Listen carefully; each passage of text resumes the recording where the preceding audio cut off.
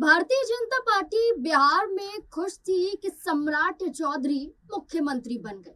BJP का पहली बार मुख्यमंत्री चुना गया और ये सब कुछ हुआ नीतीश कुमार की वजह से। लेकिन क्या अब यही जेडीयू बीजेपी को भी मुश्किलों में डालने वाली है? क्या जेडीयू अब दो धड़ों में बंटने वाली है? क्या जेडीयू विधायक बिखरने वाले? ऐसा क्यों कहा जा रहा है? इसके पीछे कई बड़े कारण नजर आते हैं और इन्हीं कारणों को लेकर कई बड़े सवाल बिहार की राजनीति को लेकर खड़े हो जाते हैं कि अब क्या होगा। क्या आरजेडी के जरिए जो भविष्यवाणी की गई थी कि ये सरकार ज्यादा दिनों तक नहीं चलेगी, खुद तेजस्वी यादव ने कहा था, तो क्या ये भविष्यवाणी सच होने वाली है? क्या बिहार में अब सरकार गिरने वाली है? क्या जेडीयू ही सबसे बड़ा कारण बनेगी? इन्हीं तमाम मुद्दों को लेकर तमाम सवाल हैं, इनके जवाब खंगालने की कोशिश करेंगे। हमारे साथ हमारे वरिष्ठ सहयोगी अमन सर जुड़ चुके हैं, जानने की कोशिश करेंगे। सर, सबसे पहला और बड़ा सवाल है कि पहले ललन सिंह ने कहा कि नीतीश कुमार ने अपना उत्तराधिकारी पहले ही चुन लिया था जब वो मुख्यमंत्री पद छोड़ रहे थे। उनका कहना था कि सम्राट चौधरी नीतीश कुमार के उत्तराधिकारी हैं। निशांत कुमार को कहीं ना कहीं उन्होंने एक तरह से हटा ही दिया। दूसरी तरफ अब आनंद मोहन का बयान सामने आया है। नीतीश कुमार के बेहद करीबी माने जाते हैं, पूर्व सांसद हैं आनंद मोहन। उनका बयान आया है कि नीतीश कुमार को जिंदा ही दफना दिया गया है। एक बयान नहीं है, कई बयान आए हैं। करोड़ों रुपए में टिकट बेचे गए और मंत्री पद दिए गए। साथ ही साथ कहा गया कि पिता पुत्र को दोनों को डॉक्टर की जरूरत है। इसके अलावा तमाम ऐसे बयान दिए गए जो जेडीयू के अंदर एक बवाल को जन्म दे रहे हैं। इन बयानों के आधार पर आपको क्या लग रहा है, क्या जेडीयू में सब कुछ ठीक नहीं है? देखिए, बिल्कुल जाहिर बात है नाज़मीन कि जब ये सब कुछ हो रहा था, यानी कि नीतीश कुमार इस्तीफा दे रहे थे, राज्यसभा जाने की बात कर रहे थे, उस वक्त भी आपने देखा होगा कि एक दो नहीं बल्कि तमाम जेडीयू खेमे के लोग इस बात को लेकर खफा थे कि आखिर नीतीश कुमार ये सब कर क्यों रहे हैं। और जब उन्होंने ये कर दिया और राज्यसभा चले गए, मुख्यमंत्री बनाने की बारी आई, तब भी आपको ये चीज याद होगी कि लगातार इस बात को लेकर बहुत सारी चर्चाएं चलती रही कि आखिर अब बिहार का मुख्यमंत्री कौन होगा, क्या वो बीजेपी के खेमे से होगा, जेडीयू खेमे से होगा, यानी कि इसको लेकर तमाम चर्चाएं जो चल रही थी, आखिरकार जो मोहर लगी वो सम्राट चौधरी के नाम पर आकर लगी। और उस बात को लेकर भी बहुत सारे लोग जो जेडीयू के थे, कह सकते हैं बहुत खुश नहीं थे। हालांकि समर्थन दे रहे थे इसलिए शांत रहे, लेकिन अब कह सकते हैं कि जो बागी सुर है, या जो एक तरीके से कह सकते हैं कि जो आपस का जो तालमेल है जो बिगड़ता हुआ दिखाई पड़ता है, उसकी एक बानगी नजर आती है जब आनंद मोहन ये बात कहते हैं नीतीश कुमार को एक तरीके से बिहार से हटाने का काम किया गया, जेडीयू से बाहर करने का काम किया गया, और यहाँ तक शब्दों का इस्तेमाल करते हैं कि उनको दफनाने जैसी चीजों का उन्होंने जो शब्दों का इस्तेमाल करके कहीं ना कहीं ये बताने का प्रयास किया नीतीश कुमार से उनकी ही पार्टी को छीन लिया गया है। और जो लोग भी पार्टी को चला रहे हैं बहुत बेहतर तरीके से नहीं चला रहे हैं, क्योंकि पार्टी के अंदर खाने में गतिरोध बना हुआ है। और यहाँ पर भी अगर आनंद मोहन की बात करें तो वो ये चाहते थे कि उनके बेटे यानी चेतन आनंद जो है उनको जो है मंत्री पद दिया जाए, लेकिन यहाँ पर जिस तरह से उनको इस फहरिस्त से बाहर रखा गया है उसको लेकर भी उनकी नाराजगी है कि आखिर किस नाम पर उनके बेटे को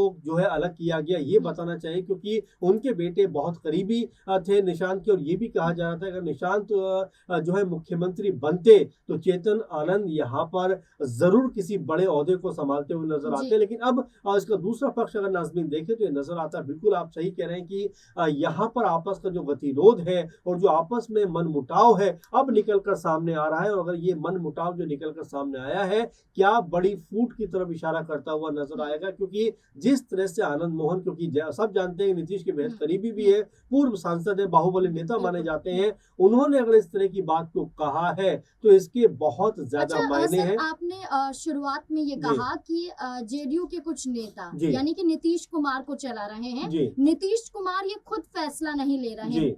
इससे पहले भी 3 बड़े नेताओं का नाम सामने आता है, जिसमें ललन सिंह को भी गिना जाता है। और ललन सिंह का बयान, जैसे मैंने आपको पहले बताया कि उन्होंने कहा कि सम्राट चौधरी को नीतीश कुमार ने उत्तराधिकारी बना दिया। तो क्या ये सब कुछ कहना गलत नहीं होगा कि ललन सिंह के इशारों पर या इन तमाम मंत्रियों के इशारों पर ये कार्य करवाए जा रहे हैं? क्योंकि आरजेडी की तरफ से ये भी कहा गया है कि ये पहले से ही तय हो गया था कि जेडीयू बीजेपी में विलय हो गए, क्योंकि बीजेपी चला रही है और जेडीयू के कुछ बड़े चेहरे बीजेपी के इशारों पर जेडीयू में फैसला ले रहे हैं। तो क्या नीतीश कुमार का मुख्यमंत्री पद छोड़ना क्या उनके लिए ही नुकसानदायक साबित हो रहा है? देखिए नाज़मीन, अगर हम जेडीयू की बात कर रहे हैं, बिहार के लिहाज से बात कर रहे हैं, तो नीतीश कुमार ही एकमात्र वो चेहरा है जिसके दम पर जेडीयू अपनी ताकत मजबूत करते हुए नजर आती है। उनके बेटे भले ही मंत्री बने हैं, भले ही कह सकते हैं पॉलिटिकल तौर पर एक्टिव हुए हैं, लेकिन उनको अभी पॉलिटिक्स समझने में, तमाम चीजों को जानने में एक बड़ा लंबा वक्त लगेगा। ऐसे में बड़ी उम्मीद ये की जा रही थी कि भाई नीतीश कुमार भले ही कह सकते हैं कि दिल्ली चले गए हैं, लेकिन अगर यहाँ पर वो बिहार में ही रहते, भले ही मुख्यमंत्री नहीं रहते, तो शायद पार्टी को मजबूत करते हुए दिखाई पड़ते। लेकिन जिस तरह से आप भी कह रहे हैं कि पार्टी को क्या कोई और लोग चलाते हुए नजर आते हैं, क्या ललन सिंह की बड़ी भूमिका इसमें दिखाई पड़ती है? क्योंकि पहले भी ये बात उठ चुकी है कि क्या ललन सिंह पार्टी पे अपनी कमांड करना चाहते हैं। आपको याद होगा कि शिवसेना कह सकते उद्धव ठाकरे की तरफ से बयान दिया गया था कि भाई आने वाले दिनों में बिहार के अंदर, जेडीयू के अंदर भी वही कुछ होगा जो शिवसेना के अंदर हुआ है। और कुल मिला जुलाकर आनंद मोहन जिस तरह के बयानों को सामने रख रहे हैं और जिस तरह की बातों को सामने रख रहे हैं, और ये भी कह रहे हैं कि जिस तरह से निशांत कुमार को स्वास्थ्य मंत्रालय दिया गया है, एक तरीके से हंसी बनाने का काम किया गया है, मजाक बनाने का काम किया गया है, क्योंकि सोशल मीडिया पर कह सकते हैं कि निशांत को लेकर तमाम तरह के जो मजाक हैं, जो उनको लेकर तमाम तरह की जो प्रतिक्रियाएं सामने आ रही हैं,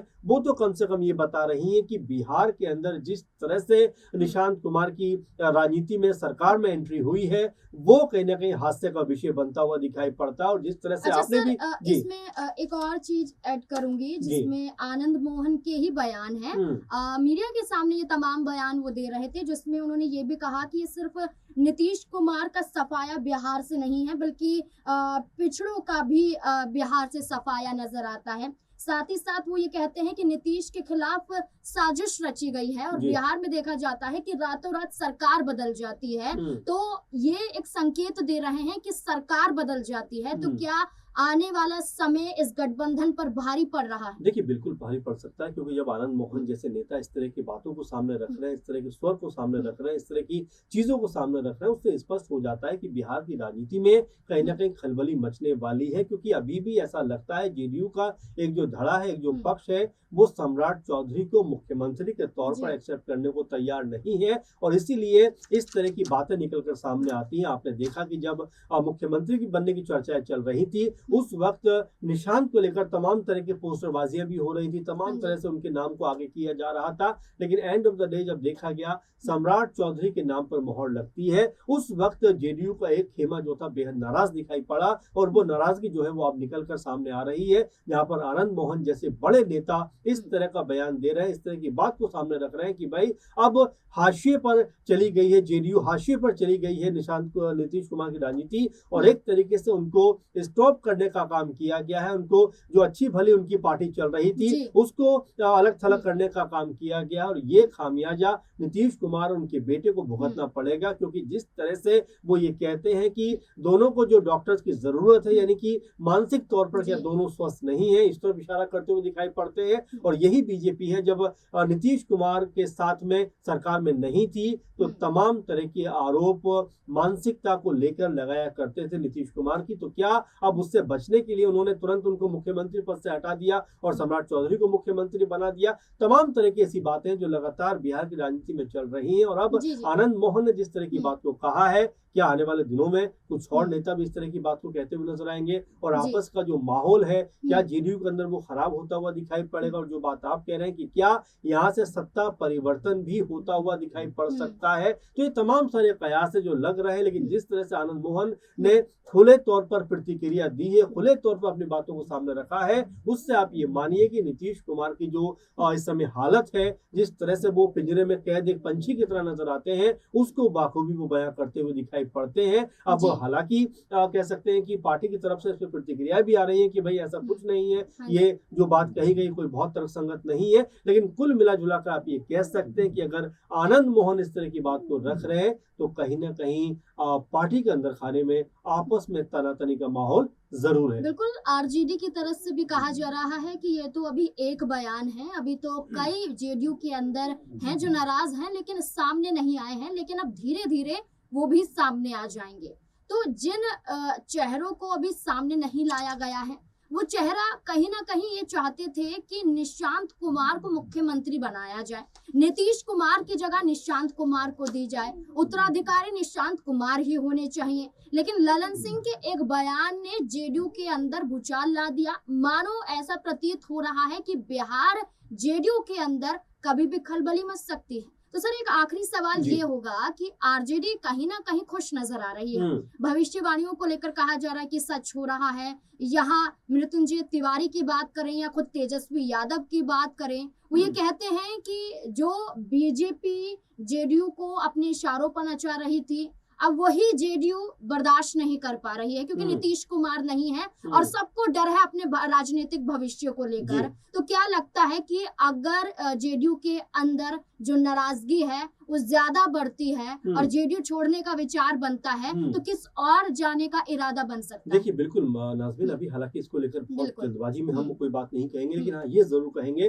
कि जाहिर बात है कि जेडीयू के अंदर जिस तरह से अब अविश्वास पनपता हुआ दिखाई पड़ता है। और देखिए नाज़मीन, ये कोई अभी का अविश्वास नहीं है। जब नीतीश कुमार ने कह सकते हैं मुख्यमंत्री के पद से इस्तीफा देने का जो फैसला किया था, उसके बाद आपने देखा होगा कि उनके आवास के बाहर, कार्यालय के बाहर बहुत बड़ी भीड़ जेडीयू समर्थकों की लगी और तमाम जो बड़े लीडर्स थे वो नीतीश कुमार के इस फैसले से जरा भी खुश नहीं थे। तो कुल मिला जुला कर देखा जा सकता है कि आपस का जो माहौल है, आपस का जो तालमेल है जेडीयू के अंदर, वो कोई बहुत बेहतर नहीं है। और जिस तरह से ये बयान सामने आ रहे हैं, कोई बड़ी बात नहीं है कि यहाँ पर पार्टी के अंदर बड़ी टूट होती हुई दिखाई पड़ जाए या पार्टी के जो बड़े नेता हैं किसी और तरफ रुख करते हुए दिखाई दे जाए। लेकिन हाँ, आप ये भी मानकर चलिए कि जो प्रभाव नीतीश कुमार का अभी तक बना हुआ था बिहार के अंदर, वो वाकई में खत्म होता हुआ दिखाई पड़ा है। क्योंकि 20 साल तक, 21 साल तक मुख्यमंत्री के पद पर रहना ये कोई आसान बात नहीं है। लेकिन 21 साल बनने के बाद जिस तरह से पद को उन्होंने छोड़ा है, उसको लेकर भी तमाम सारे सवाल उठे हैं और नीतीश की जो लोकप्रियता है उस पर भी भारी असर इसका